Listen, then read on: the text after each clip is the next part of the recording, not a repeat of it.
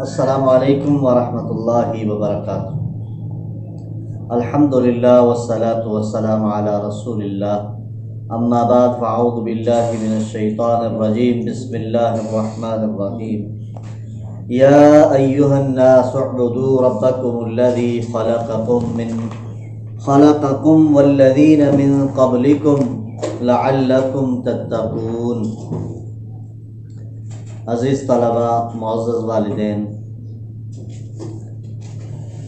ہمارا ترجمہ اور تفسیر کے درس کا یہ سلسلہ آج آیت نمبر 21 تک پہنچا ہے۔ سورہ بقرہ کی آیت نمبر 21 میں نے تلاوت کی ہے۔ ہمارا یہ ترجمہ اور تفسیر کا جو مختصر اس کی تشریح اور تفسیر میں بیان کر رہا ہوں، یہ سلسلہ ہم نے شروع کیا تھا گرین ماڈل کالج چوکی کے طلباء کے لیے، لیکن چونکہ اللہ کی کتاب قرآن مجید ہر مسلمان کے لیے سیکھنا، اس کا ترجمہ، اس کی تفسیر، اس کی تشریح، یہ ساری چیزیں سیکھنا ہر مسلمان کے لیے ضروری ہیں، تو یہ طلباء سے ہٹ کر ان کے والدین، ان کے باقی عزیز و اقارب یا عام جو یوٹیوب پہ اپنا نیٹ کے ذریعے دیکھتے ہیں، وہ اس سے استفادہ کر سکتے ہیں اور کرنا بھی چاہیے، کیونکہ اللہ کا کلام، اللہ کا قرآن سیکھنا کہ ہمارا رب ہم سے کیا کہہ رہا ہے، یہ انتہائی ضروری ہے۔ G M C Green Model College کے نام سے جو یوٹیوب چینل پہ اپلوڈ کیے جا رہے ہیں یہ لیکچر سارے، وہاں سے آپ طلباء کے علاوہ باقی عام حضرات بھی اس سے استفادہ کر سکتے ہیں۔ اللہ ہمیں سمجھنے کی اور پھر اس پہ عمل کی توفیق عطا فرمائے۔ دیکھیے آیت نمبر 21 سے اللہ رب العزت، اس سے پہلے جو ہم نے ہدایت اور ضلالت کے اعتبار سے 3 گروہوں کا تذکرہ کیا ہے، پہلے نمبر پہ مومنین کا گروہ ہے، دوسرے نمبر پہ کافرون کا، اور تیسرے نمبر پہ منافقین کے گروہ کا تذکرہ کیا ہے۔ اب اللہ رب العزت تمام انسانوں سے مخاطب ہو کے کہہ رہے ہیں، یا ایھا الناس، اے لوگو، اعبدو، عبادت کرو، ربکم الذی، ربکم اپنے رب کی، الذی خلقکم، جس نے تمہیں پیدا کیا ہے، والذین من قبلکم، اور تم سے پہلے لوگوں کو پیدا کیا ہے، لعلکم تتقون، تاکہ تم اس کے عذاب سے بچ سکو۔ لعلکم تتقون، اس کے مطلب 2 طرح سے کرتے ہیں، تاکہ تم متقی بن جاؤ، پرہیزگار بن جاؤ۔ دوسرا مطلب ہے کہ تاکہ تم اللہ کے عذاب سے، قہر سے بچ سکو۔ اور متقی بننے کا یہی مطلب ہوتا ہے کہ بندہ اللہ کا ڈر دل میں پیدا کر لے، گناہوں سے بچ جائے، اور پھر اس کے نتیجے کے طور پہ اللہ کے عذاب سے محفوظ رہے۔ یعنی اللہ رب العزت نے ہمیں بھی، ہم سے پہلے انسانوں کو بھی، یعنی ابتدائے آخر نیش سے لے کر، ابتدائے کائنات سے لے کر اب تک اور بعد میں آنے تک، سب کا خالق اللہ ہے، سب کا پیدا کرنے والا اللہ ہے، اور اس کا خالق ہونا، ہمارا مخلوق ہونا، اس بات کا یہ تقاضا ہے کہ ہم اسی اللہ کی، اپنے خالق کی، جس نے ہمیں زندگی دی، جس نے ہمیں پیدا کیا، جس کے ہاتھ میں ہماری موت ہے، ہم اسی کی ہی عبادت کریں صرف۔ آگے اللہ رب العزت اپنی صفات ذکر کر رہے ہیں، الذی، وہ ذات، وہ اللہ، جعل لکم الارض، جس نے زمین کو بنایا، فراشن، بچھونا، فرش، والسماء، اور آسمان کو بنایا، بناء، چھت،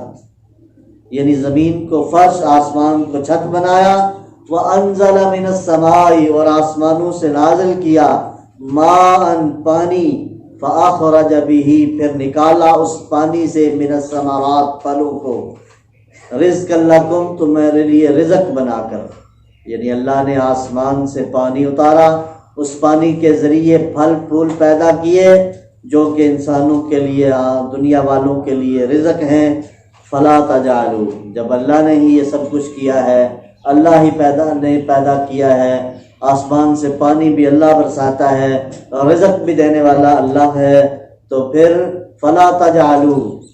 یہ انسانوں کا یہ فرض ہے پھر کہ فلا تجعلوا، بس نہ بناؤ، للہ، اس اللہ کے لیے، اندادن، کوئی شریک، کوئی ہمسر، کوئی ند، یعنی اس کے ذات کے ساتھ کسی کو شرک نہ کرو، شریک نہ کرو،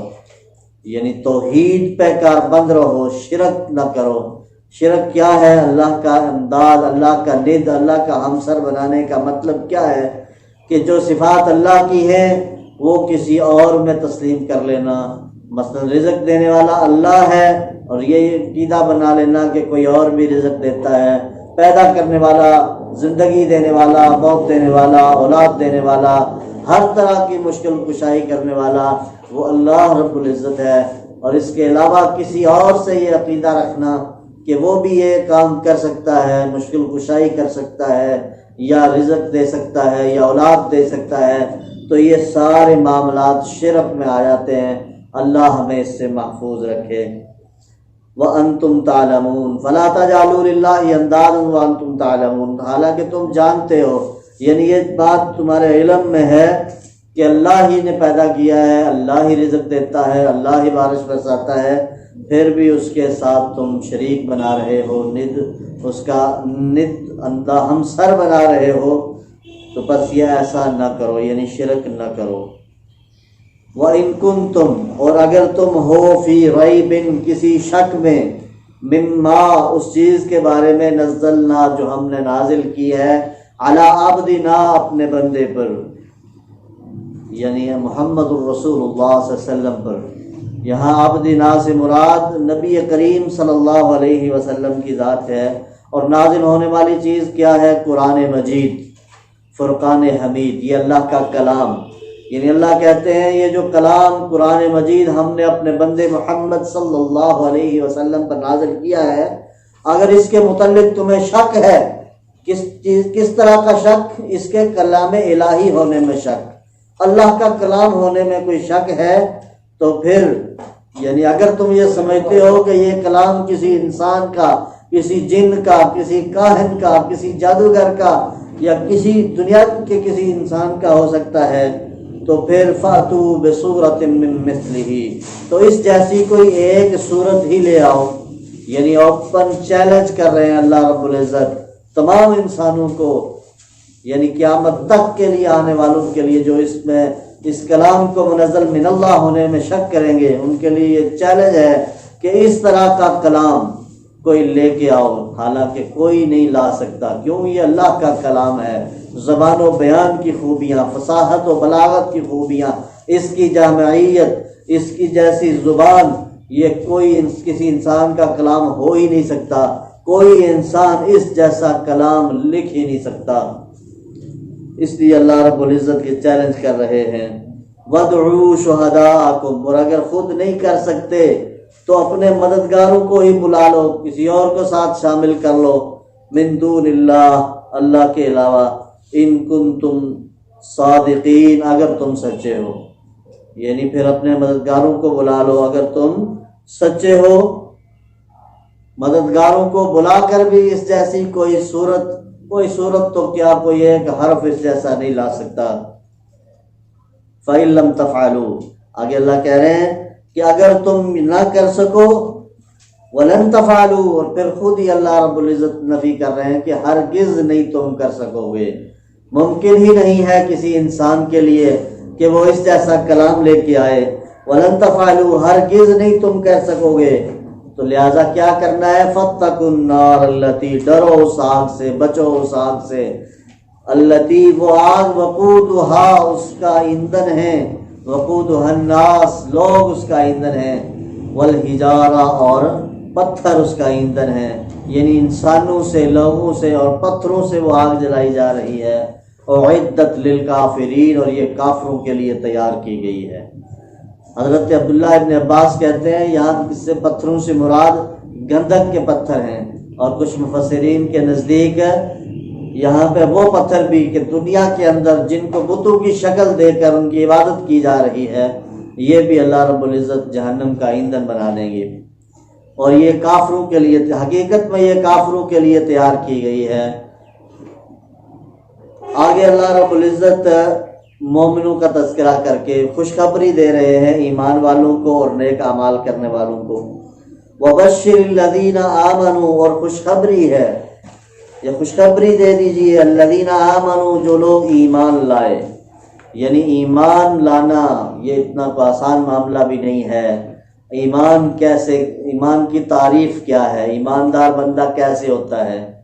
یعنی اپنی اللہ کی توحید کا، محمد رسول اللہ صلی اللہ علیہ وسلم کی رسالت کا، قرآن کے برحق ہونے کا، اور اسلام کا اللہ کا پسندیدہ دین ہونے کا اقرار کرنا، زبان سے اقرار کرنا، اقرار باللسان و تصدیق بالقلب، دل سے اس کی تصدیق کرنا، وعمل بالجوارح، اور اپنے اعضاء کے ذریعے اس پہ عمل کرنا۔ یہاں بھی جب بھی کہیں پہ اکثر جگہوں پہ ایمان کا تذکرہ ہوا، ساتھ اعمال صالحہ کا بھی تذکرہ ہوا۔ ایمان کے بغیر اعمال صالحہ کسی کام کے نہیں ہیں، اور اعمال صالحہ کے بغیر ایمان بھی ثمر آور نہیں ہو سکتا۔ یعنی یہ دونوں لازم و ملزوم ہے، ان کا چولی دامن کا ساتھ ہے۔ یعنی ایمان لائے بندہ زبان سے اقرار کرے، دل سے اس کی تصدیق کرے،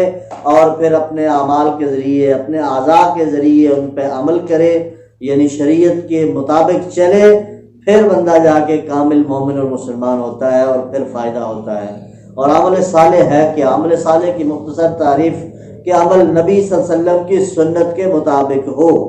اور پھر خالصتاً اللہ کی رضا کے لیے ہو۔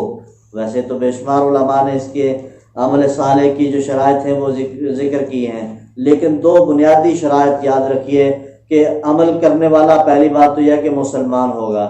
مومن ہو، ایمان والا ہو، جو عمل کر رہا ہے وہ بندہ مسلمان ہو، ورنہ اچھے اعمال تو کافر، یہودی، عیسائی، غیر مسلم، اور حتیٰ کہ کمیونسٹ، خدا کے وجود سے انکاری، اچھے اعمال دنیاوی اعتبار سے تو وہ بھی کر رہے ہیں اپنے عوام کی فلاح و بہبود کے لیے، ایسے ایسے قوانین جو بظاہر بڑے اچھے ہیں، بڑی دلکشی ہے ان کے اندر، لیکن حقیقت میں وہ مسلمان نہیں ہیں، انہوں نے توحید کا اقرار نہیں کیا، محمد رسول اللہ صلی اللہ علیہ وسلم کی رسالت کو نہیں مانا، لہذا ان کے اچھے اعمال دنیا میں ان کو فائدہ دے سکتے ہیں، اللہ کے ہاں ان کو کوئی قدر و قیمت نہیں ہے۔ اللہ کے ہاں صرف مسلمان بندہ جو کلمہ پڑھ کے اسلام میں داخل ہو چکا ہے، اسی کے اعمال کی قدر و قیمت ہے، اور اعمال نبی صلی اللہ علیہ وسلم کی سنت کے مطابق، اور پھر خالصتاً اللہ کی رضا کے لیے، نیت اس میں ریاکاری، دکھلاوا، نمود و نمائش کی نیت نہ ہو، عمل خالص اللہ کی رضا کے لیے ہو اور سنت کے مطابق ہو، پھر وہ عمل اللہ کے ہاں قبول ہے۔ وَبَشِّرِ الَّذِينَ آمَنُوا وَعَمِلُوا الصَّالِحَاتِ، اور خوشخبری ہے ان لوگوں کے لیے جو ایمان لائے اور نیک اعمال کیے، ان لہم، کس چیز کی خوشخبری ہے؟ ان لہم جنات، ان کے لیے باغات ہیں، جنتیں ہیں، تجری، بہتی ہیں، من تحتہا، ان باغات کے نیچے سے، الانہار، نہریں، کلما، جب کبھی، رزقو، وہ رزق دیے گئے، منہا، اس سے، یعنی اس جنت سے، اس باغ سے رزق دیے جاتے ہیں، من ثمرات، پھلوں سے، رزقاً، رزق، قالو، تو کہتے ہیں، ھذا الذی رزقنا، یہ رزق تو ہمیں دیا گیا، من قبل، اس سے پہلے بھی، وَأُوتُوا بِهِ مُتَشَابِهًا، حالانکہ اس سے ملتا جلتا دیا گیا تھا۔ یعنی جنت کے اندر جتنے بھی میوے ہیں، وہ دنیا کے اندر جو پھل ہیں، میوے ہیں، ان سے نام اور شکل کے اعتبار سے تو مماثلت ہو سکتی ہے، جیسے قرآن میں بھی بے شمار پھلوں کا ذکر، عناب، انگوروں کا ذکر ہوا ہے، رمان کا ذکر ہوا ہے، دنیا کے اندر بھی انار ہم کھاتے ہیں، لیکن حقیقت میں جنت میں بھی یہی پھل اسی نام سے اگر ہوں گے بھی، لیکن ان کا ذائقے کے اعتبار سے وہ دنیاوی پھلوں سے قطعی مختلف ہوں گے۔ جیسا کہ اللہ کے نبی صلی اللہ علیہ وسلم نے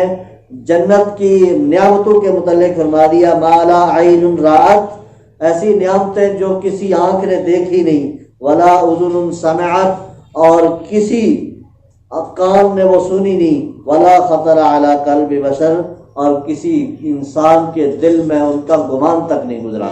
ایسی وہ نعمتیں ہیں، بہترین نعمتیں ہیں، جس طرح اللہ نے جنت میں نہریں بہا دی ہیں جن کا پانی دودھ سے بھی زیادہ سفید، شہد سے بھی زیادہ میٹھا، یعنی دنیا کے اندر دیے جانے والے پھلوں سے اگر ان کی مماثلت یا مشابہت ہوگی بھی تو صرف نام کی حد تک یا شکل و صورت کی حد تک، ورنہ ذائقے اور اس کے ٹیسٹ کے اعتبار سے وہ بہت مختلف ہوگا۔ انتہائی اعلیٰ درجے کا ذائقہ جنت میں اللہ نے ذائقے پیدا کر دیے ہیں۔ اس کے علاوہ کیا کیا ہے جنتیوں کے لیے، مومنین کے لیے؟ وَلَهُمْ، اور ان کے لیے، فیہا، اس میں، ازواج، بیویاں ہیں، مطہرۃ، صاف ستھری، پاک، یعنی حوریں ہیں۔ اللہ نے جنت میں جو جنتیوں کے لیے عورتیں ان پیدا کر دی ہیں حوروں کی شکل میں، ان کو ازواج مطہرہ کہا، صاف ستھری، یعنی دنیاوی علائشوں سے، حیض و نفاس کی علائشوں سے وہ پاک ہوں گی، صاف ستھری ہوں گی۔ وَهُمْ فِيهَا خَالِدُونَ، اور یہ جنتی اس میں ہمیشہ ہمیشہ رہیں گے، یعنی جنت وہ ہمیشہ کے لیے مومنین کا گھر ہے۔ اللہ رب العزت سے دعا ہے کہ اللہ ہمیں جہنم کی آگ سے بچا کر جنت میں داخلہ نصیب فرما دے، دنیا کے اندر ایمان نصیب فرما دے اور عمل صالح کرنے کی توفیق عطا فرما دے۔ وَأَقُولُ قَوْلِي هَذَا أَسْتَغْفِرُ اللَّهَ لِي وَلَكُمْ وَلِسَائِرِ الْمُسْلِمِينَ جَمِيعًا۔